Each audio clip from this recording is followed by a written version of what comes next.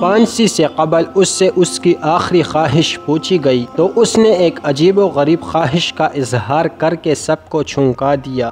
میں گاؤں کی بڑی والی مسجد کے احاطے میں اسی ممبر پہ کھڑا ہو کے تقریر کرنا چاہتا ہوں جس ممبر پر کھڑے ہو کر مولوی عبدالکریم نے خطبہ دیا تھا، آخری خطبہ۔ پانسی لگنے والے کی آخری خواہش کا احترام کیا گیا۔ 7 مارچ اپریل کے طوفان کی طرح ہر طرف پھیل گئی۔ اس دن سارے کا سارا گاؤں اس کی تقریر کے لیے امٹ پڑا تھا۔ گاؤں کی بڑی والی مسجد جس کے احاطے میں جمعہ کے روز بھی چند نمازی ہوا کرتے تھے اس روز بھری ہوئی تھی۔ لوگ مسجد کے احاطے سے باہر بھی امٹ آئے تھے۔ وہ یہ جاننے کے سخت مشتاق تھے کہ وہ اپنی تقریر میں کیا کہنے والا ہے۔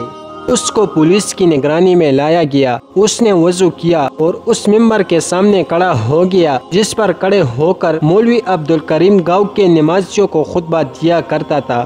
مولوی عبدالکریم اس کا مقتول اس دن سے عین 1 سال قبل اپریل کے مہینے میں گندم کی کٹائی کے بعد وہ گاؤں کی طرف لوٹ رہا تھا۔ یہ جمعہ کا دن تھا۔ غضب کی گرمی پڑ رہی تھی مگر بدن سہتا تھا۔ وہ گاؤں کی مسجد والی گلی میں داخل ہوا تو مولوی عبدالکریم ممبر پر کھڑا خطبہ دے رہا تھا۔ مسجد کے احاطے کی 4 دیواری اندر باہر کے بیدوں کو محفوظ کرنے میں ناکام تھی کہ مولوی کی آواز اس کے کانوں میں پڑی۔ عورت فتنہ ہے، یہ آدم کو جنت سے نکلوانے والی ہے۔ خدا کا وعدہ ہے کہ روز قیامت جہنم کے اندر سب سے زیادہ عورتیں جائیں گی کیونکہ عورت ناقص العقل اور ناقص الدین ہے۔ اے ایمان والے مردوں، جس قدر ہو سکے عورت سے بچو۔ عورت ایک قسم کا فتنہ ہے، اس سے گریز کرو۔ یہ اپنی طرف مائل کرتی ہے اور مائل ہونے والوں کو گائل کرتی ہے۔ اس پہ نظر پڑ جائے تو فوراً استغفر اللہ کا ورد کرو تاکہ تمہاری نگاہ پاک رہے۔ یہ پاک باز مردوں کی شان ہے۔ اس سے آگے معلوم نہیں مولوی عبدالکریم کیا کیا کہتا رہا۔ اس نے نہیں سنا۔ اس کی آنکھیں دھندلا گئی تھی اور کانوں کے اندر طوفانوں کا شور سما گیا تھا۔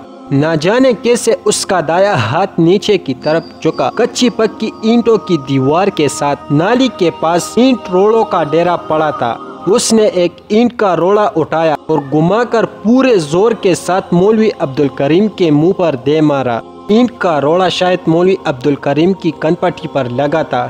پہلے تو مولوی سمجھ ہی نہ سکا کہ اس کے ساتھ کیا ہوا۔ اس کے بعد وہ سر پکڑ کر زمین پر بیٹھ گیا۔ نمازیوں نے فوراً مڑ کر دیوار کی اس طرف دیکھا جدھر سے وہ روڑا آیا تھا۔ وہ کھڑا تھا بے حس و حرکت۔ مولوی عبدالکریم کی ہلاکت ہو چکی تھی۔ وہ چپ چاپ جا کر تانے میں پیش ہو گیا۔ تفتیش سے لے کر جیل اور پانسی کی سزا کے فیصلے تک اس نے زبان نہیں کھولی۔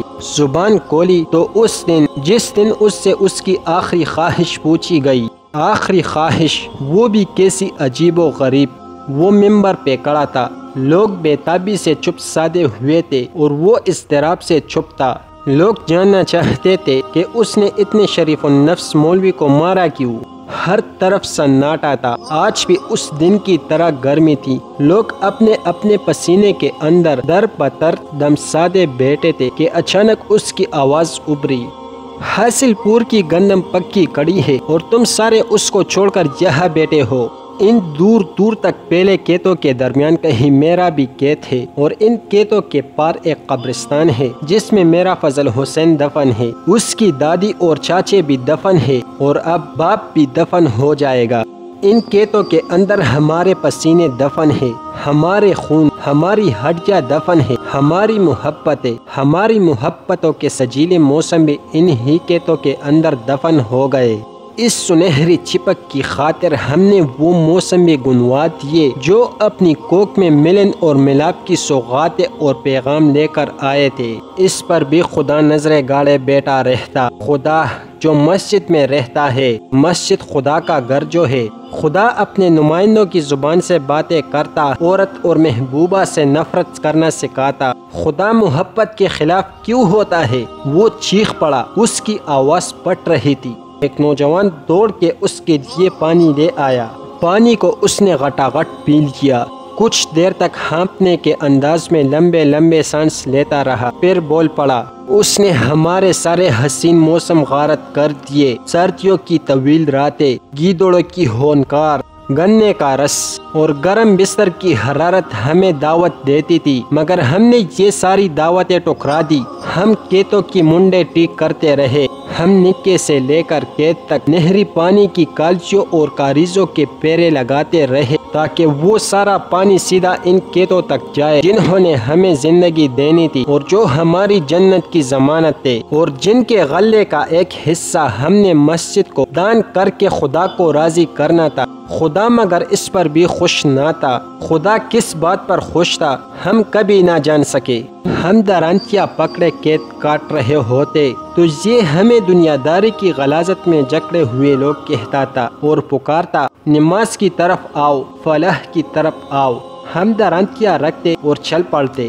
ہم خدا کے لیے جی رہے تھے اور اسی کے لیے مر رہے تھے کہ لوگوں، میرا فضل حسین مر گیا۔ اس نے داڑے مار مار کر رونا شروع کر دیا۔ مسجد کی دیوار کے پار عورتوں کے درمیان سہارا لیے کڑی اس کی بیوی نے بھی چیخیں مارنی شروع کر دی۔ لوگوں میں کسر پسر شروع ہو گئی۔ ایک نوجوان اپنی جگہ سے اٹھا اور بھاگ کر پانی کا کٹورا لے آیا، مگر اس نے اب کی بار پانی قبول نہیں کیا۔ وہ اپنے ہی آنسوں میں ڈوبا ہوا تھا۔ اب اس کی آواز سرگوشیوں میں بدل گئی تھی۔ وہ بھی گرمیوں کی کٹی میٹھی دوپہر تھی جب میرا فضل حسین مسجد میں سپارہ پڑھنے گیا تھا، اور جب دیر تک نہیں لوٹا تو میں خود لینے چلا گیا۔ لوگوں، جانتے ہو، جب میں اپنے 8 سال کے فضل حسین کو لے کر مسجد سے نکلا تو وہ میری انگلی پکڑے نہیں چل رہا تھا۔ اس کی لاش میرے بازوؤں میں تھی۔ وہ مولوی عبدالکریم کے پاس صبح کا پارہ پڑھنے گیا تھا۔ لوگوں، جانتے ہو نا، جس دن مولوی عبدالکریم کا جنازہ اٹھا اس دن میرے فضل حسین کو مرے ہوئے 42واں دن تھا۔ وہ میرے فضل حسین کے مرنے کے صرف 42 دن بعد جمعہ کے خطبے میں تم سارے گاؤں والوں کو عورتوں کے خلاف بھڑکا رہا تھا۔ صرف 42 دن بعد سرگوشیوں کا بھی دم ٹوٹ گیا تھا۔ لوگوں کی آنکھوں کے آگے سے سارے پردے اٹھ گئے تھے۔ سب دم بخود تھے کہ اچانک جنوب سے سرخ طوفان اٹھا اور آنن فانن ہر طرف پھیلتا چلا گیا۔